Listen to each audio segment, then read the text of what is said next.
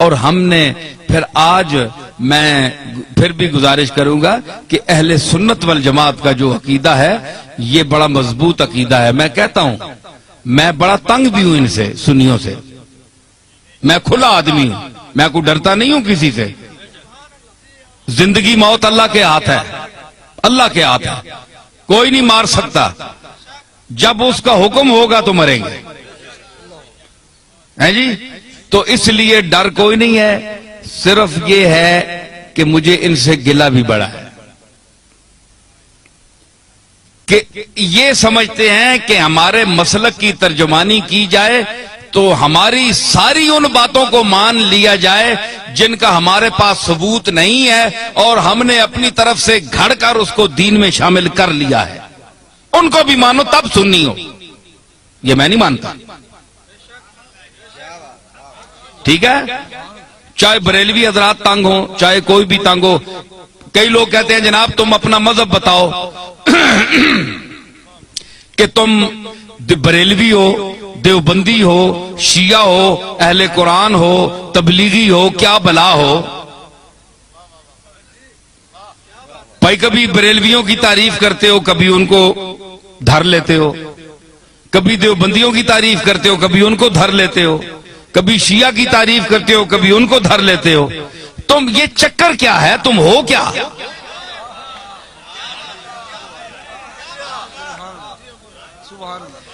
ہے جی. آج میں آپ کو بتاتا ہوں میں کیا ہوں. دیکھیں صاحب، یہ ان کا سوال بجا ہے کہ یہ سارے لوگ ان کی تعریف کرتے ہیں اور کبھی جو بہت خوش ہوئے ہوتے ہیں وہ دیوبندی بھی کہتے ہیں یار یہ تو ہمارا آدمی ہے، یہ دیوبندی ہے. وہ دوسرا خطاب سنتے ہیں وہ کہتے ہیں تب تن کے رکھ چھوڑیا سسا.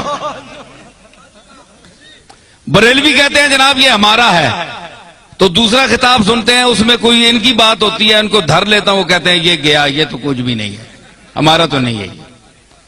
شیعہ کہتے ہیں اہل بیت کی تعریف اس سے بڑھ کر کسی نے کی نہیں، کبھی ان کو بھی کوئی چٹکی لگا دی، وہ کہتے ہیں یار ہمیں بھی ہماری خبر بھی لے گیا. اہل قرآن، تبلیغی، اہل حدیث تعریف بھی کرتا ہوں، مذمت بھی کرتا ہوں. وہ کہتے ہیں یہ چیز کیا ہے، یہ ان کی معجون مرکب کیا ہے، حدود اربع ان کے کیا ہے. تو میں گزارش کروں، بات یہ ہے کہ میرا کوئی ذاتی مذہب نہیں ہے، نہ آپ کا کوئی ذاتی مذہب ہونا چاہیے. ہمارا مذہب، ہمارا عقیدہ، ہمارا مذہب، ہمارا مسلک، ہمارا نظریہ، ہمارا اندیہ وہ ہونا چاہیے جو اللہ کی آخری کتاب قرآن مجید میں آیا ہے، یا جناب محمد الرسول اللہ سے جو عقیدہ، جو طریقہ ثابت ہے وہ آپ کا اور میرا عقیدہ ہونا چاہیے. ٹھیک ہے نا؟ یہ مسلمان کی تعریف ہے. تو ہر یاد رکھیے کہ ہر مذہب میں، ہر مسلک میں افراط و تفریط ہے. یا کوئی کسی بات میں گھٹ جاتا ہے، بہت دالیوں لے ونن تے بعض جگہ وہ اتنی شدت کرتے ہیں کہ حد سے بڑھ جاتے ہیں. میانہ روی، حضور نے فرمایا خیر الامور اوسطھا، یہ آپ کا ایسا جملہ ہے کہ پوری کائنات کے ہر چیز پر اس کا اطلاق ہو سکتا ہے. پوری کائنات، ہر عمل، ہر نظریہ، ہر نقطہ، یہ سرکار مدینہ کا وہ ارشاد ہے. میں اس کی تعریف کروں کہ فرمایا کہ ہر چیز میں درمیانہ روی اختیار کرو، ہر چیز میں. آپ اس کو گھر جائیں، اپنے بال بچوں کے ساتھ، بیوی کے ساتھ، والدین کے ساتھ، محلے والوں کے ساتھ برتیں اور حضور کے اس ارشاد مقدس کو آپ ذہن میں رکھیں کہ ہر چیز میں میانہ روی، نہ حد سے بڑھو نہ حد سے نیچے ہو، درمیان میں چلو. وہ کسی نے کہا نا کہ عزیز اتنا ہی رکھو کہ جی بہل جائے، عزیز اتنا ہی رکھو کہ جی بہل جائے، اب اس قدر بھی نہ چاہو کہ دم نکل جائے. ہر چیز کا ایک طریقہ ہوتا ہے، اعتدال، درمیانہ روی. تو حضرت پیر میر علی شاہ صاحب کا کو اللہ نے علماء عصر میں امتیاز کیوں عطا فرمایا؟ دیوبندیوں نے کیوں ان کو مانا؟ شیعہ نے کیوں مانا؟ رد مرزائیت میں جب میرے دادا وہاں تشریف لے گئے تو سب نے مسلمہ طور پر آپ کو مقتدا اپنا کیوں مانا؟ آج کون سا پیر ہے پاکستان میں کہ جس کو تمام مسالک کے علماء اور مشائخ اکٹھے ہو کر اپنا پیشوا مانے؟ کوئی ہے آپ کے سامنے آیا؟ نہیں آیا، اس لیے کہ وہ خود معتدل نہیں ہے، وہ پارٹی کا بن گیا ہے، پارٹی کا ہو کر رہ گیا ہے۔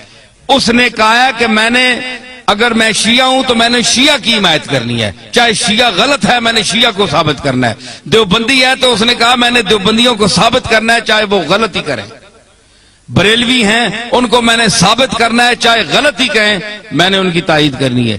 پیر میر علی شاہ صاحب میں یہ خوبی تھی کہ اللہ نے ان کو علم وافر کے ساتھ عقل سلیم بھی عطا کی تھی، اور وہ میانہ روی اور اعتدال حضور کے اس ارشاد کو سامنے رکھتے ہوئے کہ خیر الامور اوسطھا، کہ ہر چیز میں میانہ روی اختیار کرو، حدوں نہ ودو تے حدوں لو بھی نہیں، تھلے بھی نہ ہو جو تکو نا ترکڑی تول لینا تولتے ہیں نا تے او جی وچ لوہا ہونا ہے اساں تکنا ہے دکاندار پہ یہ ایتھے بالکل جس لئے انجا آونجے نا سدھا اس ویلے تولا جو برابر ہونا، انصاف نہیں ترازو بچ ہے جی۔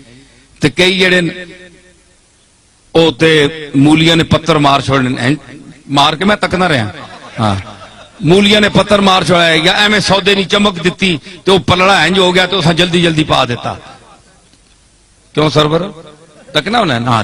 اچھا تو مطلب ہے کہ دھوکہ دے دیا، چکر دے دیا، تو مطلب یہ ہے کہ وہ سودا وہاں جاتا نہیں پورا، صرف ٹچ کر کے اس کو نیچے کر کے چکر دے کے چلے جاتے ہیں۔ لیکن جو سمجھدار گاہ کو اس کو پتہ ہے کہ جب یہ بالکل تول میں صحیح آئے گا نا، انصاف پہ آئے گا، نہ ادھر جھکاؤ ہوگا نہ ادھر ہوگا، تو پھر صحیح تلے گا۔ اس کو کہتے ہیں اعتدال، درمیان میں، نہ ادھر نہ ادھر۔ تو آپ بتائیں کہ سودا وہ صحیح تلتا ہے نا جو اعتدال پر ہو، جسے اس کے آنے جی ترکڑی نہ ہو، کنڈا صحیح تولتے درمیان کھلوتا ہوئے اور صحیح سودا تلنا ہے۔ پیر میر علی شاہ صاحب کے میزان علم پر وہ کنڈا جو صحیح ہے اس پر ہر وہ سودا تلتا ہے، اور جو غلط ہو زائد ہو وہ ادھر ادھر ڈول بننا، ختم ہو بننا۔ لوگ آ رہے جناب پیر صاحب عجیب آدمی ہے، کسی کو انہوں نے کافر نہیں کہا، کسی کو مشرک نہیں کہا، کسی کے خلاف فتویٰ نہیں دیا، سب کو کہتے ہیں مسلمان ہیں، لیکن یہ ذرا ٹھیک کر لو، یہ ٹھیک کر لو، یہ غلط ہو تم، یہ غلط ہو، یہ ذرا ٹھیک ٹھاک کر لو، باقی تم ٹھیک ہو۔ پیر میر علی شاہ صاحب یہی کہتے ہیں نا۔ تو ہمارے یہ آج کے بعض بریلوی حضرات یہ کہتے ہیں جناب کہ انہوں نے اتنا علم ہونے کے باوجود انہوں نے کیوں کسی کو کافر نہیں کہا؟ دیوبندیوں کو کافر کیوں نہیں کہا پیر میر علی شاہ نے؟ اتنا بڑا عالم ہے، اور دوسرے لوگوں کو کیوں نہیں کہا؟ بھائی کوئی کفر کی بات سامنے آئے تو کافر کہیں، ان کی تصانیف آپ پڑھیں تو یہ اتفاق کے ساتھ بالاتفاق یہ بات جو ہے یہ آپ ذہن میں رکھیں کہ چاہے بریلوی ہو، چاہے دیوبندی ہو، شیعہ ہو، کوئی بھی ہو، اگر اس کے دل میں اس کے زبان سے ایسا جملہ نکلتا ہے جو رسول اللہ صلی اللہ تعالی علیہ وسلم کی گستاخی پر مبنی ہے، وہ حضور کو لوگوں کی نظروں سے گرانا چاہتا ہے، وہ دائرہ اسلام سے خارج ہے۔ ٹھیک ہے؟ باقی ہمارے بزرگوں کو نہ ماننے والا کافر نہیں ہوتا، ٹھیک ہے نا جی؟ ہمارے بزرگوں کو نہ مانے، کوئی داتا صاحب کو نہ مانے، وہ اللہ خود ہی منوا لے گا، وہ خود ہی پکڑے گا۔ اگر اللہ کے مقبولوں کے ساتھ کوئی زبان درازی کرتا ہے تو اللہ بڑا غیرت مند ہے، وہ نہیں چھوڑتا۔ اس نے کہا تھا بس تجربہ کر دیم دری دیر مکافات، با درد کشاں ہر کے در افتاد بر افتاد۔